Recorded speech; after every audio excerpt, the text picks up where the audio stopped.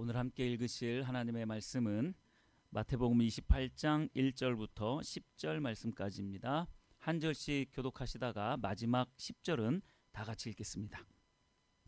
안식일이 다 지나고 안식 후 첫날이 되려는 새벽에 막달라 마리아와 다른 마리아가 무덤을 보려고 갔더니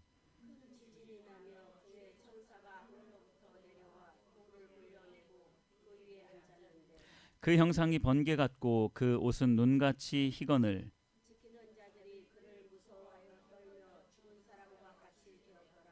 천사가 여자들에게 말하여 이르되 너희는 무서워하지 말라. 십자가에 못 박히신 예수를 너희가 찾는 줄을 내가 아노라.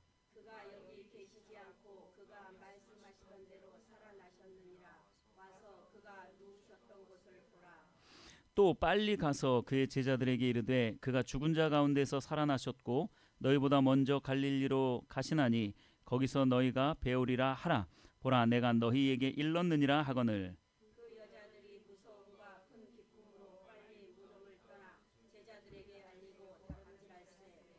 예수께서 그들을 만나 이르시되 평안하냐 하시거늘 여자들이 나아가 그 발을 붙잡고 경배하니 이에 예수께서 이르시되 무서워하지 말라. 가서 내 형제들에게 갈릴리로 가라 하라. 거기서 나를 보리라 하시니라. 아멘. 오늘 이 본문 말씀을 중심으로 해서 부활의 아침에 새겨야 할 말씀이라는 제목으로 함께 말씀을 나누도록 하겠습니다. 부활의 아침이 밝았습니다. 할렐루야. 네, 예수님 다시 살아나셨습니다. 아멘. 네, 예수님의 부활 이 사건은 역사적인 사건이었습니다. 이거는 어느 누가 부인을 하려고 해도 도무지 부인할 수 없는 그런 역사적인 사실입니다. 이것을 많은 사람들은 마치 신화처럼 그렇게 생각하는 경향이 많이 있는데 그거는 이제 사단에게 꾀임을 받아서 이 성경 자체를 무시하려고 하는 그러한 경향성이 있기 때문에 그렇습니다. 자, 예수님이 부활하신 이날에 우리가 이 부활의 아침에 정말로 마음 가운데 새겨야 할 말씀이 무엇인지 한번 이 말씀을 통해서 같이 살펴보도록 하겠습니다. 본문을 보시면 안식 후 첫날 즉 토요일이 지난 오늘날로 말하자면 주일날 새벽 이른 시간에 막달라 마리아와 또 다른 마리아가 예수님의 무덤을 찾아갔습니다. 그런데 갑자기 큰 지진이 일어나죠. 갑자기 큰 지진이 일어나면서 한 천사가 나타나서 그 커다란 인봉되어져 있는 그 커다란 바위돌을 옮겨버립니다. 초자연적인 현상들이 일어나는 거죠. 이 여인들이 그걸 봅니다. 그런데 그 형상이 어떻다고요? 번개 같고 그 옷은 순백과도 같은 흰 옷을 입고 있는 그 천사를 보게 된 거예요. 그러니까 이 천사가 한 그 놀라운 일들도 놀라웠을 뿐만 아니라 그의 모습도 너무나도 놀라웠던 거예요. 그러니까 이 두 여인이 깜짝 놀란 거죠. 그래서 어떻게 했다고요? 두려워 떨고 있었습니다. 그런데 이 두 여인만 그 현장을 목격했습니까? 누가 목격을 했어요? 지키는 자들이라고 했죠. 경비병들이 있었습니다. 경비병들도 그 천사가 나타나서 그 커다란 돌문을 옮기고 그 위에 걸터 앉아 있는데 그 모습이 번개 같고 옷은 새하얗다라는 이걸 보면서 이 경비병들도 두려워서 덜덜덜덜 떨고 있었어요. 성경에 보니까 죽은 시체처럼 있었다라고 했어요. 창백해진 거죠. 너무나도 놀라운 일을 보니까 이 사람들이 얼굴이 창백해져 가지고 죽은 사람처럼 그렇게 벌벌 떨고 있었다라는 거예요. 여러분 어떤 사람이 죽었는데 그 무덤 문을 경비병이 지키고 있다? 그럴 만한 이유가 있을까요? 없어요. 세계사를 살펴보면 이런 일이 거의 없습니다. 물론 과거의 애굽 그 파라오의 무덤을 지켰던 그러한 기록들이 가끔 있기는 합니다. 물론 그거는 왜 지켰느냐? 무덤을 지키려고 해요. 무슨 도굴꾼이라든지 뭔가를 훔쳐가려고 하는 그런 사람들을 방어하려고 그 무덤을 지키려고 경비병이 있었다. 그런 기록들은 간간히 있기는 해요. 그리고 로마 시대 때에도 그리스 로마 시대 때에도 그렇게 무덤을 지켰던 어떤 인물들의 무덤, 그 훌륭한 존경받았던 그 인물들의 무덤을 지켰던 그러한 기록들이 간간히 나타나기는 하지만 성경에서처럼 이렇게 확실하게 무덤을 지켰다라는 기록은 어디에도 없습니다. 그런데 이 경비병들의 목적은 뭐였죠? 시체를 누군가 훔쳐갈까 봐. 왜 그들은 그걸 두려워했죠? 예수님이 살아생전에 입버릇처럼 했던 말이 있었죠. 내가 3일 만에 죽었다가 다시 살아날 거야. 그러니까 유대 사회가 되었든 그리스 로마 시민들이 되었든 그때 당시에 이 사람들의 인식에 있어서는 죽은 사람이 다시 살아난다, 부활한다라는 그러한 개념조차 없었습니다. 유대인들조차도 그랬어요. 그러나 이 종교 지도자들은 그러니까 이 부활이라는 것은 있을 수가 없는데 그러면 저 예수라는 작자가 뭔가 꾸미고 있겠구나. 자기가 죽은 후에 제자들을 심부름시켜서 내 시체를 가져가서 내가 부활했다라고 그렇게 증거해라 라는 그 명령을 했겠구나 라는 생각을 한 거죠. 여러분, 그런데 조금만 더 생각을 해보세요. 어떤 교주가, 어떤 미련한 교주가 얘들아, 나 죽을 건데 나 죽은 다음에 내 시체 훔쳐가가지고 3일 만에 나 부활했다고 해? 이 거짓말을 시킬 교주가 어디 있겠어요, 여러분? 그거 왜 해요, 그걸? 무식해도 그런 무식함이 없어요. 자기에게 무슨 유익이 있겠다고 그런 거짓말을 시키겠습니까? 그러니까 말도 안 되는 거예요. 그런데 어쨌든 이 대제사장과 장로들, 여러 종교 지도자들은 이 예수의 그 입버릇처럼 했던 3일 만에 내가 부활할 거야 라는 그 말이 너무 걸렸던 거예요. 그래서 경비병을 그 앞에서 지키게 했던 겁니다. 이 경비병들은 그 두 여인과 같이 그 천사들을 봤어요. 놀라운 일들을 경험한 거죠. 그러면 여러분, 이 경비병들이 먼저 예수님을 믿어야 되는 거 아닙니까? 그렇죠? 그런데 여기에서 보면요, 하나님이 선택하지 않았다라는 증거들이 이러한 데서 나옵니다. 그들은요, 예수님의 빈 무덤도 봤어요. 천사들이 돌문을 굴리는 것도 봤어요. 두려워 떨 정도로 그게 너무나도 확실한 현상이었어요. 그런데 이들은 예수님을 믿는 자리로 나아가지 않았습니다.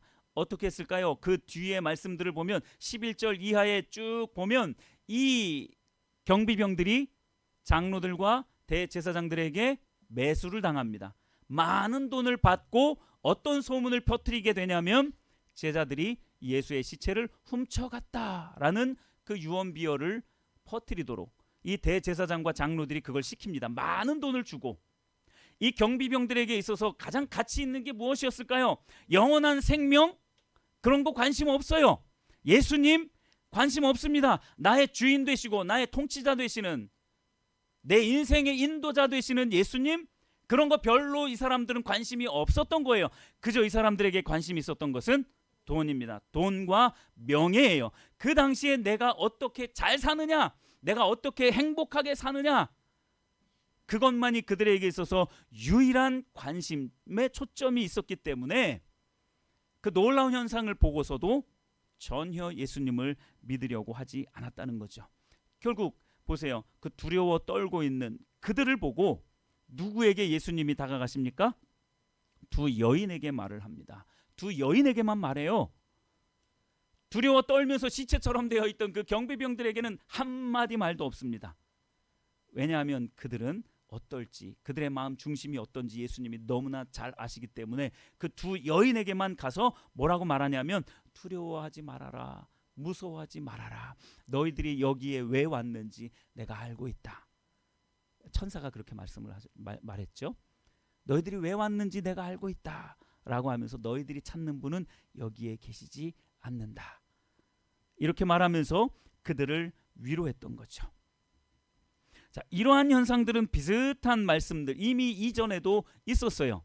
자, 어떤 일들이 있었었냐면, 죽은 나사로가 살아나는 기적이 있었을 때에 똑같은 현상이 있었습니다. 어떤 현상이 있었냐면 요한복음 11장 45절 46절에 보면 이런 말씀이 있어요. 마리아에게 와서 예수께서 하신 일을 본 많은 유대인들이 그를 믿었으나 그 중에 어떤 자는 바리새인들에게 가서 예수께서 하신 일을 알리니라. 여기서 말하는 예수께서 하신 일이 뭐냐면 죽은 나사로를 살리신 일이에요.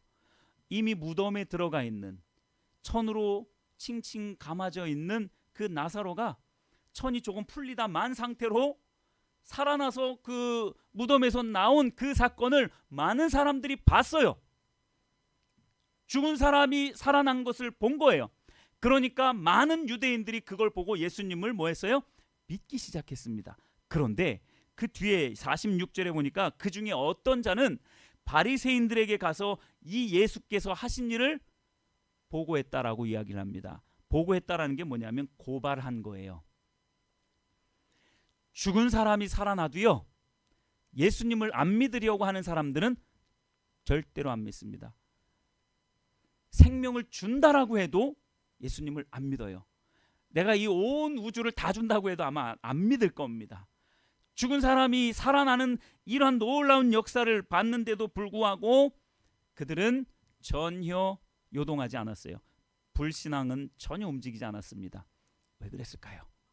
왜 그랬을까요? 왜 이들이 바리새인에게 가서 이걸 고발했을까요? 당시에 유력한 자들이 누구였습니까? 바로 이 종교 지도자인 바리새인들이었어요. 이 바리새인들에게 잘 보이면 한 자리 할 수 있는 거죠. 그러면 돈도 더 벌 수 있는 거죠. 이들에게 유일한 관심은 그 예수님이 살아나셨을 때와 똑같이 이들에게 유일한 관심사는 오직 물질이었고 돈이었고 자신의 성공이었습니다. 이 돈과 이 성공, 명예, 이러한 것들이 그들의 인생에 있어서 최고의 가치이기 때문에 그것 외에는 아무것도 안 보이는 거예요. 그러니까 죽은 자가 살아나도 어떻게 하면 저 예수를 걸고 넘어져서 고발해서 내가 좀 물질을 좀 얻어볼까, 돈을 얻어볼까, 성공을 얻어볼까, 명예를 얻어볼까 라는 그러한 생각에 미쳤던 거죠. 부활은 여러분 구원의 완성일 뿐만 아니라 우리 신앙의 최종 마침표임을 여러분 믿으시길 바랍니다. 부활이 우리 신앙의 최종적인 권위를 가지고 있다는 것을 우리는 믿을 수 있어야 합니다. 그래서 우리가 오늘 이 말씀을 통해서 함께 말씀을 드렸던 것처럼 이 부활의 아침에 새겨야 할 말씀이 있다는 것이죠. 첫 번째 우리가 새겨야 할 말씀은 바로 6절 말씀입니다. 자, 6절 말씀 한번 보시겠습니다. 너희가 찾는 그분은 여기 계시지 않고 그분이 말씀하셨던 대로 살아나셨느니라. 가까이 와서 예수님이 누우셨던 곳을 보라. 자, 여기서 우리가 어떤 말씀을 이 부활의 아침에 새길까? 말씀하셨던 대로 살아나셨느니라. 할렐루야. 말씀하셨던 대로 살아나셨느니라. 예수님이 입버릇처럼 늘 하시던 말씀대로 살아나셨다라는 이 말씀을 여러분 마음판에 새기시게 되기를 바랍니다. 예수님이 늘 기회만 되면 이 말씀을 하셨어요. 내가 죽은 후에 3일 만에 다시 부활할 거야 라는 이 말씀을 입버릇처럼 여러 번 말씀하셨어요. 이 말씀 속에는 큰 의미가 담겨져 있습니다. 왜 그렇게 예수님이 입버릇처럼 반복적으로 죽은 후에 3일 만에 다시 부활할 거야 라는 이 말씀을 하셨느냐? 너무나도 중요한 부분이기 때문에 그렇습니다. 예수님과 관련된 너무나도 중요한 사건 뭐 여러 가지가 있죠. 가장 먼저 예수님의 탄생, 그렇죠? 예수님의 탄생 너무나도 중요합니다. 구주가 이 땅 가운데 육신을 입고 우리를 구원하시기 위하여서 이 땅 가운데 오셨다라는 그 사실 자체가 너무나도 놀라운 사실이고, 인간의 몸을 입고 신이신 하나님이신 예수님이 인간의 몸을 입고 낮아질 대로 낮아져서 육신의 몸을 입고 이 땅 가운데 오신 것도 너무나도 놀라운 사건이고요. 또 두 번째로 그 예수님이 날 위해서, 여러분을 위해서, 여러분의 죄를 위해서 대신 죽어주셨다라는 것, 이건 역시 너무나도 놀라운 사건이죠. 그런데요, 이 모든 사건이 아무 일도 아닌 것처럼 될 수도 있어요. 뭐가 일어나지 않으면요, 부활이 일어나지 않으면 예수님의 탄생과 예수님의 그 죽으심, 그 십자가의 죽으심은 아무런 무가치한 일들이 될 수밖에 없다는 거예요. 성경은 그것을 분명하게 말씀하고 있습니다. 성경은 이렇게 말씀하고 있어요. 부활이 없으면 우리의 믿음 자체가 헛것이다 라고 말씀하고 있어요. 가장 불쌍한 자들이 그리스도인이다 라고까지 말씀하고 있습니다. 고린도전서 15장 17절에 이렇게 말하죠. 그리스도께서 다시 살아나신 일이 없으면 너희의 믿음도 헛되고 너희가 여전히 죄 가운데 있을 것이요 라고 말씀하고 있습니다. 예수님의 부활이 없으면 우리가 지금 이 믿는 이 믿음의 행위는 완전히 헛된 일이라는 거예요. 바람을 잡는 것과 똑같은 거죠. 도무지 잡을 수 없는 그것을 잡는 것이나 마찬가지라고 말씀하고 있습니다. 마찬가지로 우리는 이 부활이 없다면 구원받을 수 없다고까지 말씀합니다. 부활이 없다면, 그러니까 이 예수님의 부활이 얼마나 큰 비중을 차지하고 있냐면, 이 예수님의 부활이 없다면 우리의 부활, 구원, 천국 아무것도 없는 거예요. 우리는 구원을 그렇게 생각합니다. 예수님이 날 위하여 십자가에 달려 돌아가신 그 사건을 믿으면 구원받는다라고 생각을 해요. 아니요, 그건 반쪽짜리입니다. 그렇게 예수님이 날 위해서 십자가에 달려 돌아가시고 부활하신 것을 믿어야 그제서야 우리의 구원이 완성되는 겁니다. 할렐루야. 그렇기 때문에 이 부활이 너무나도 중요한 거예요. 이 부활 사건을 우리가 역사적으로도 믿어야 하지만 실제적으로도 믿을 수 있어야 하는 것입니다. 우리 구원의 완성은 부활을 믿는 믿음이에요. 그래서 로마서 4장 25절에 이렇게 말합니다. 예수는 우리가 범죄한 것 때문에 내줌이 되고 또한 우리를 의롭다 하시기 위하여 살아나셨느니라. 우리를 의롭다 하시기 위해서 예수님이 뭐 하셨다고요? 다시 살아나셨다고요. 예수님의 부활 사건으로 말미암아서 우리가 드디어 의롭게 되어진 거예요. 예수님의 죽으심만으로 우리가 의로워지는 게 아니에요. 죄가 그때 당시에 깨끗해졌지만 그 죄가 깨끗해지는 완성은 예수님의 부활로 마침표가 찍어지는 거예요. 문장은 이러이러했습니다. 다라고 끝날 수 있지만 마침표가 안 찍어지면 그 문장은 끝난 것이 아닌 거예요. 그러니까 예수님이 십자가에 달려 돌아가신 그 사건으로 인하여서 우리의 죄는 깨끗해졌어요. 그런데 그 마침표는 무엇으로 끝냈다고요? 부활하심으로 그 마침표를 딱 찍어버린 거예요. 그러니까 이 예수님의 부활을 우리가 믿지 않으면 우리의 구원 있을 수가 없는 겁니다. 저 천국이요 갈 수가 없는 것이 되는 거죠. 그래서 구원의 완성은 다시 살아나는 것이고요, 회복되어지는 것입니다. 부활이라는 영어 단어가 revival이잖아요. revival이라는 게 다시 살아난다는 거예요. revive, 다시 살아난다는 거예요. 다시 살아나는 것이고 회복되는 거죠. 여러분 이것을 새기시기를 바랍니다. 예수님이 이걸 반복해서 말씀하셨어요. 내가 죽은 후 3일 만에 다시 살아날 거야. 너희들이 그걸 믿어야 너희들의 구원이 마침표가 찍어지는 거야 라고 말씀하고 있는 거예요. 이건 우리의 삶 가운데 어떻게 적용이 될 수 있습니까? 우리가 그 부활신앙을 갖고 있다면 우리의 삶이 다시 살아나야 되는 거예요. 죽음의 그 악올 골짜기와 같은 곳을 걷고 있다 할지라도 우리의 삶이 다시 살아나야 되는 거예요. 다시 회복되어져야 한다라는 겁니다. 부활신앙을 갖고 있는 사람들은 바로 그러한 능력이 있는 사람인 줄 믿으시길 바랍니다. 우리에게 지금 당장 너무도 필요한 것이 바로 이 부활 사건이에요. 이 부활을 믿는 것입니다. 마치 죽은 사람처럼 생기 없는 피 전혀 없는 무표정한 그러한 우리들에게 무엇이 필요하느냐라는 거예요. 다시 살아나야 되는 거예요. 이미 봄이 시작이 되었죠. 산으로 들러 나가 보면 새싹들이 파릇파릇 올라오고 있어요. 나무 순에도 조금씩 그런 순들이 이제 나타나기 시작합니다. 혹시 오면서 벚꽃 보셨나요? 네, 벚꽃 봄의 상징이잖아요. 이미 벚꽃이 이렇게 많이 피어 있더라고요. 4월 앞뒤로 그렇게 벚꽃이 피잖아요. 봄이라는 증거입니다. 봄은 생명이에요. 새롭게 생기발랄하잖아요. 부활신앙을 가진 자들은 바로 그러한 모습의 사람들입니다. 생기발랄한 거예요. 늘 다시 살아나고 또 회복되어지는 거죠. 과거에 내가 침륜 가운데 빠져 있었다 할지라도 마른 뼈와 같이 전혀 생기 없는 그런 모습으로 살았다 할지라도 부활신앙을 가지고 있는 사람들은 다시 활력을 얻고 생기를 얻고 다시 살아나는 거예요. 그게 부활신앙을 가진 사람들의 능력입니다. 여러분들이 그러한 부활신앙을 갖게 되기를 예수님의 이름으로 축복합니다. 우리에게 있어서 이 부활신앙이 없으면요, 세상 문화에 빠져서 세상 것만 좋아하면서 예수님을 사랑하는 자리로 돌아가지 못하고 그저 세상 속에서만 방황하는 거예요. 거기에 뭔가 있을 줄 알고 방황하기 시작해 못 찾으면서요 행복 찾아다니는 거예요. 거기에는 절대 행복이 있지 않습니다. 절대 거기에는 행복이 있지 않아요. 아무리 많은 금은 보화를 가진다 하더라도, 높은 지위를 갖는다 하더라도, 많은 사람들에게 인기를 얻는다 하더라도 거기에는 행복이 있을 수가 없어요. 왜냐하면 부활신앙에만 그러한 생기를 하나님이 허락하시기 때문에 그렇습니다. 전에는 우리들이 어떻습니까? 하나님의 꿈, 하나님의 비전, 내 꿈 쫓아가는데도 바쁜데 무슨 하나님의 꿈, 뭔 하나님의 비전이야. 하나님은 그저 내 꿈과 비전 도와주시는 서포터 역할만 잘해주시면 되지, 이러한 생각으로 우리는 살았습니다.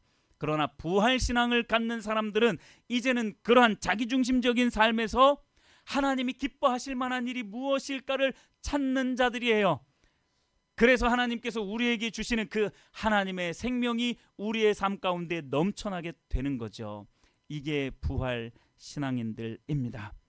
땅바닥에 곤두박질 친 인생 같아도 부활신앙을 갖는 사람들은 다시 일어나게 되어 있습니다. 예수님께서 다시 살아나셨고 부활하셨기 때문에 우리도 그렇게 부활할 수 있는 것을 믿는 것이죠.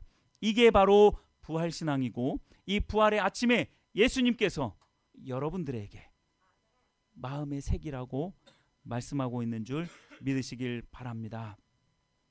두 번째로 부활의 아침에 새겨야 할 말씀은 7절 중간 부분에 있습니다. 너희보다 먼저 갈릴리로 가시나니 거기서 너희가 배우리라. 천사가 이런 말을 합니다. 너희가 찾는 예수님은 이곳에 계시지 않아. 이미 살아나셨어. 그리고 뭐라고 말씀한다고요? 너희보다 먼저 갈릴리로 가시나니 거기서 너희가 배우리라. 할렐루야. 자, 예수님이 뭐라고 말씀하신다고요? 7절 중간 부분에 너희보다, 예수님이 먼저 갈릴리로 가시나니 거기서 너희가 배우리라. 이 말씀도 예수님이 제자들에게, 예수님이 돌아가시기 전에 이미 몇 번 말씀하셨던 내용입니다. 특히 마태복음 26장 32절에 이렇게 말씀하셨어요. 부활한 후에 갈릴리에서 우리 보자. 이렇게 말씀을 하셨어요. 부활한 후에 갈릴리에서 보자. 그러니까 이 제자들마저도 예수님의 부활을 전혀 믿지 않았기 때문에 이 말이 도대체 무슨 말인지 이해를 못했어요. 그때만 하더라도. 그러니까 예수님을 기다린다는 생각조차 안 했어요. 예수님이 부활하셨다는 그 소문이 들려와도, 그 마리아 두 여인이 그렇게 증거를 하고 말을 해도 제자들조차도 믿지 않았다니까요. 이들도 유대인이었기 때문에 예수님의 부활을 전혀 믿지 않았어요. 그러니까 예수님이 군사들에게 잡혀갈 때 나 몰라라 하고 다 뺑소니셨죠. 다 뺑소니. 도망갔죠. 다 도망갔던 거예요. 자기 생명 부지하려고 다 도망갔던 거예요. 그랬던 제자들이 어떻게 자기 생명을 걸고 그 예수님의 부활을 증거하면서 다녔겠느냐고요. 그게 거짓말이었으면, 여러분들이 제자라면 자기 목숨 걸고 사자밥이 될 수도 있는데 자기 목숨 걸고 예수님 부활하셨습니다 그거 증거하고 다니시겠어요? 시간 낭비죠. 뭐 하려고 그렇게 하겠어요? 내 목숨이 귀하지 무엇이 중헌디. 무엇이 중헌디. 내 목숨보다 중요한 게 뭐가 있습니까? 사람에게 있어서 가장 중요한 게 뭡니까? 생명이잖아요. 근데 그 전에 이 예수님의 부활을 전혀 믿지 않았던 이들은 예수님의 부활을 보기 전까지는 자기 생명 부지하려고 도망 다녔다니까요. 그런데 뭔 이유에서인지 예수님의 부활을 보고 예수님의 부활에 대해서 많은 부분에 있어서 증거하고 있습니다. 그 예수님의 부활을 보고 그들이 미치지 않고서는 그 예수님이 부활하셨습니다 라고 증거하고 다니겠느냐고요. 그게 만약에 거짓말이라면 그 거짓말 지키려고 여러분 사자밥 되시겠어요? 아무도, 그런 미친 사람 아무도 없어요. 저 같아도 그 예수님의 부활이 분명하지 않은데 내가 믿는 소신 그거 지켜내려고 예수님 부활하셨다니까요. 그렇게 못해요. 안 해요. 뭐 하려고 그렇게 합니까? 근데 그때 당시에 그 예수님의 부활이 너무나 분명했기 때문에 그들은 목숨 걸고 그 예수님의 부활을 증거하면서 다녔던 거예요. 그래서 다 순교를 당하잖아요. 자, 그런데 이게 너무나도 또 중요한 말씀이 뭐냐면 너희보다 먼저 갈릴리로 가시나니 거기서 너희가 배우리라 라고 말씀을 하고 있어요. 그러니까 이 여인들이 무섭기도 하고 또 감격스럽기도 하고 너무나도 놀라운 사건이잖아요. 그러니까 이 여인들이 이 천사의 말을 듣고 제자들에게 이 사실을 알리려고 막 달려갑니다. 막 달려가요. 그런데 그때 예수님이 그 여인들 앞에 탁 나타나시는 거예요. 그러니까 이 여인들이 깜짝 놀래가지고 그 예수님 발 앞에 엎드려서 예수님의 발을 붙잡고 경배합니다. 그러자 예수님이 뭐라고 말해요? 똑같이 그렇게 말해요. 갈릴리로 가라. 내 형제들에게 이렇게 말하라는 거예요. 내 형제들에게 갈릴리로 가라 하라. 거기서 나를 보리라. 또 예수님이 이 말씀을 하시는 거예요. 아니 도대체 갈릴리로 예수님이 먼저 가서 그 제자들을 본다라는 게 어떤 의미길래 예수님은 이 말씀을 재차 자꾸 천사를 통해서도 하시고 죽기 전에도 하시고 또 부활하시고 난 다음에 천사가 말했음에도 불구하고 또 재차 이 여인들에게 말해서 제자들에게 전하라고 말씀을 하셨을까? 어떤 의미가 있길래 이 말을 이렇게 반복적으로 말씀하실까? 갈릴리는 대부분의 제자들의 고향입니다. 자기의 집이에요. 힘들고 어려운 일이 있으면 거기로 돌아가고요. 예수님께 실망을 할 때도 거기로 돌아가요. 이 갈릴리가 의미하는 바는 뭐냐면요. 잘 보세요. 이 제자들에게 있어서 유일한 소망, 희망이 누구였냐면 예수님이었어요. 근데 그 예수님이 죽었어요. 부활을 전혀 믿지 않습니다. 제자들마저도 예수님과 3년을 같이 다녔음에도 불구하고 부활을 전혀 믿지 않아요. 그러니까 제자들이 어떻겠습니까? 마음이 완전히 허탈하고 실망감, 이 좌절감, 슬픔, 낙심, 거기다가 패배의식까지. 이 예수님이 우리를 구원하실 거야 라고 외치고 다녔어요. 그 예수님을 3년 동안 졸졸 따라다니면서 또 수많은 기적들도 보기도 했어요. 그래서 자기들이 승리자라고 그렇게 생각을 했습니다. 그런데 어느 순간 갑자기 예수님이 죽어버리신 거예요. 그리고 제자들이 다 어디로 갑니까? 갈릴리로 다 가버린 거예요. 자기의 고향으로 다 가버린 겁니다. 자기 생업이 거기 있으니까 다 돌아간 겁니다. 어떤 마음을 가지고요? 좌절, 낙심, 슬픔, 회의, 패배의식 막 이런 것들을 가지고 거기로 간 거예요. 근데 예수님이 뭐라고 말씀하신 거예요? 내가 먼저 그 갈릴리에 가 있을게. 거기서 내가 너희들을 만날게 라고 말씀하고 있는 거예요. 이게 무슨 의미입니까? 여러분들 인생 가운데에서 좌절하고 낙심하고 실망하셨습니까? 예수님이 안 믿어지십니까? 예수님은 먼저 그 갈릴리에 가서 우리를 기다리고 계신 거예요. 우리는 뭐 하기만 하면 되냐? 마음의 문만 열면 되는 겁니다. 마음의 문만 열면 그 예수님을 만날 수 있는 거예요. 낙심과 좌절과 실망 가운데 있는 패배의식에 젖어 있는 나를 예수님은 이미 만나시려고 나보다 앞서가서 기다리고 계신 거예요. 여러분 그 예수님을 여러분 만나야 되지 않겠습니까? 그렇게 예수님이 우리를 만나고 싶어 하신 거예요. 근데 예수님이 만나고자 하는 이유가 뭡니까? 우리에게 뭐 돈 뜯어내려고요? 우리의 어떤 헌신, 막 노력, 달란트 막 이런 거 다 뺏어내려고요? 우리 힘이 쫙 빠져가지고 무슨 미라 만들려고요? 하나님 뭐 하려고 그렇게 하십니까? 우리에게 그저 이 땅에서 찾을 수 없는 유일한 소망과 희망, 기쁨과 안락과 평강을 주시기 위해서, 말하자면 하나님의 생명을 주시기 위해서 너는 나만 믿기만 해. 부활한 예수님을 믿기만 해. 네 마음의 문만 열어. 단 그것만 요구하고 계시는 거예요. 그런데 이 세상에 휘둘리고 있는 사람들, 거짓의 아비인 사탄에게 속고 있는 자들은 그것조차 하고 싶지 않은 거예요. 그거 하면 시간 낭비고, 그거 하면 내 마음 쏟아야 하고, 여러 가지로 나에게 있어서 내 일상이 파탄나기 때문에 지난주에 말씀드린 것처럼 우리는 내 일상이 조금만 어그러져도 견뎌하지 못해요. 근데 죄를 지음으로 말미암아 어떻게 그 예수님의 일상은 그렇게 짓밟아 버릴 수 있느냐라는 거죠. 여러분, 우리의 인생이 다 끝났다라고 생각하는 그때에 나에게는 아무런 소망도 꿈도 없다라고 생각하고 있을 그 인생의 끝자락에서 누가 기다리고 계신다고요? 예수님이 기다리고 계신다고요.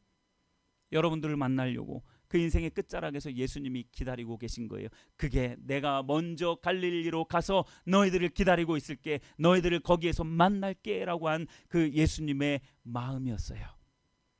여러분, 그 예수님을 만나시게 되기를 예수님의 이름으로 축복합니다. 이미 예수님은 준비를 다 하고 계세요. 우리를 만날 준비를 다 하고 계세요. 우리의 마음의 문만 열면 됩니다. 그래서 계시록 3장 20절에 이렇게 말씀하시잖아요. 볼지어다 내가 문 밖에 서서 두드리노니 누구든지 내 음성을 듣고 문을 열면 내가 그에게로 들어가서 그와 더불어 먹고 그는 나와 더불어 먹으리라. 그저 우리의 마음의 문만 열면 예수님이 우리 안에 들어오셔서 함께 식사 교제 나누시겠다는 거예요. 친밀한 사랑의 교제 나누시겠다라는 거예요. 도대체 그게 왜 어려워서 우리는 성공하기 위해서 그토록 열심히 공부하고 세상의 모든 초점이 맞추어져 있는 사람들의 모습이 어떻습니까? 이거 벌려고, 성공하려고 얼마나 열심히 거기에 매진합니까? 거기에 생명이 있을까요? 전혀 없습니다. 전혀 없는 거예요. 교회 나와 있는 게 시간 낭비인 것 같죠? 그렇게 하나님 없이 세상 일에 골몰하고 있는 게 100% 시간 낭비입니다. 그걸 몰라요. 그걸 몰라요. 예수님이 지금 우리에게 뭘 주시고자 하는지 전혀 모르기 때문에. 여러분, 마음의 문만 열면 예수님이 우리를 만나주시겠대요. 대통령이 우리를 만나준다고 해도 감지덕지 할 텐데 예수님이 우리를 그렇게 만나주시겠다고 말씀하고 있는 것입니다. 사랑하는 다음 세대 여러분, 엄마 때문에 억지로 교회 나왔다라고 생각하지 않게 되기를 바랍니다. 선생님 때문에, 목사님 때문에, 사모님 때문에 교회 억지로 나왔다고 생각하지 마십시오. 예수님이 여러분들을 만나고 싶어서 지금 이 자리에 앉혀 놓으신 거예요. 그저 여러분들이 할 일은 마음의 문만 열면 된다는 겁니다. 사랑하는 기성세대 성도 여러분, 뭐 좀 경험하고 뭐 좀 배웠다고 뭐 좀 체험했다고 여러분 교만하지 마십시오. 반대로 고난과 슬픔과 낙심할 일들이 쌓여 있다 하더라도 여러분 좌절하지 마십시오. 예수님이 이미 그 자리에 와서 기다리고 계시기 때문에 그래요. 뭐 하시려고요? 더 낙심시키려고요? 아니요. 낙심된 그 마음 다시 일으켜 세우고 죽어있는 그 심령 다시 살리시려고 예수님이 먼저 그 인생의 끝자락에 가서 기다리고 계신다는 거예요. 여러분, 이걸 꼭 믿으시길 바랍니다. 사랑하는 다음 세대와 또 우리 기성세대 성도 여러분, 이 두 가지, 이 부활의 아침에 이 두 가지, 많지도 않잖아요. 이 두 가지를 여러분 꼭 마음판에 새기게 되기를 바랍니다. 말씀을 이렇게 마치도록 하겠습니다. 부활의 아침은 어둠이 정복된 시간입니다. 할렐루야. 두려움이 여러분에게 위로와 감격이 되어지기를 바랍니다. 그게 바로 부활의 아침의 능력이고 부활의 아침이 의미하는 바입니다. 여러분들이 가지고 있는 그 모든 슬픔, 그 눈물, 그 모든 것들이 기쁨이 되어지는 시간인 줄 믿으시길 바랍니다. 우리에게 억울함이 있습니까? 좌절이 있습니까? 그 모든 것들이 자유와 승리로 승화되는 그러한 시간인 줄 믿으시길 바랍니다. 영원한 이별일 것 같은 이러한 시간이 또한 영원한 만남의 시간이 될 수 있는 것이 바로 부활의 아침이 갖는 의미입니다. 부활의 이 아침에 예수님은 이미 우리를 만나시려고 다 준비하고 계세요. 양말 신고 신발까지 다 신고 외투까지 다 입으셨어요. 이제 나가기만 하면 돼요. 근데 나가지를 못해. 왜? 우리가 뭐 하니까?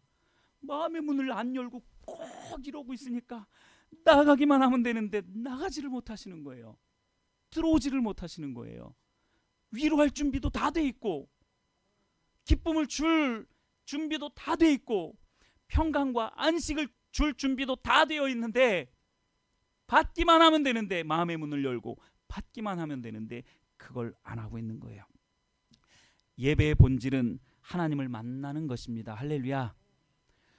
부활하신 예수, 부활하신 우리의 구주 예수님을 만나는 것은 오늘 우리가 드리는 이 예배의 본질인 거죠. 이 예배의 본질이 바로 하나님을 만나는 것인 것처럼 우리가 이 부활절 날에 예배 드리는 것 역시 부활하신 그 예수님을 만나는 것이 우리의 또 유일한 목적인 줄 믿으시길 바랍니다. 이걸 기억하면서, 이걸 마음판에 새기시면서 예수님을 마음 가운데로 모셔드리고 그 천국에 가는 그 순간까지, 예수님을 만나는 그 순간까지 이 믿음을 지켜내시는 여러분들이 되시기를 예수님의 이름으로 축복합니다. 할렐루야.